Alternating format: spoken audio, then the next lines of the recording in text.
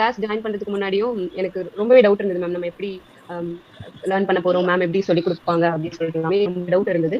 But நீங்க ரொம்பவே ma'am அது ஒரு லாங்குவேஜ்னா இப்படிதான் லேர்ன் பண்ணணும், ஃபர்ஸ்ட் இதுதான் ரூல்ஸ், இதுதான் டிஃபைனா சூப்பரா டீச் பண்றீங்க. லைக் இப்போ ஸ்போக்கன் ஹிந்தி புக் வாங்கியிருந்தேன். அதுல நீங்க சொல்லி கொடுத்த எல்லா ஸ்டெப்புமே எனக்கு புரியுது. ஓ இதுக்கு அப்புறம் தான் இது வரும். இதுவே நான் கிளாஸ் அட்டன் பண்ணாம அந்த புக்கை நான் வாங்கியிருந்தேன்னா மக்கப் தான் பண்ணிருப்பேன் மேம். ரியலா சொல்றேன், மக்கப் தான் பண்ணிருப்பேன். ஏன்னா நீங்க தா இங்க யூஸ் பண்ணும், தீ எங்க யூஸ் பண்ணும், தே எதுக்கு யூஸ் பண்ணும், லைக் தாத்தி தே, பிரசன்ட் டென்ஸ், பாஸ்ட் டென்ஸ், அது எல்லாமே சூப்பரா எனக்கு அண்டர்ஸ்டாண்ட் ஆகுது. ஸோ எனக்கு ஒரு கான்ஃபிடென்ட் வந்திருக்கு.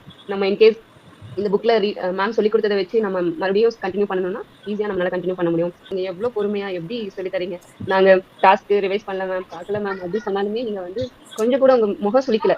இன்னைக்குதான் நான் வீடியோ ஆன் பண்றேன், பட் இன்னில இருந்து எனக்கு தெரியுது நீங்க இதுக்கு முன்னாடி கிளாஸ்லயும் முகம் சுளிக்காம எங்களுக்கு சொல்லி கொடுத்துருக்கீங்க அப்படிங்கிற ஒரு இது தோணுது. ரொம்ப happy ma'am, thank you so much.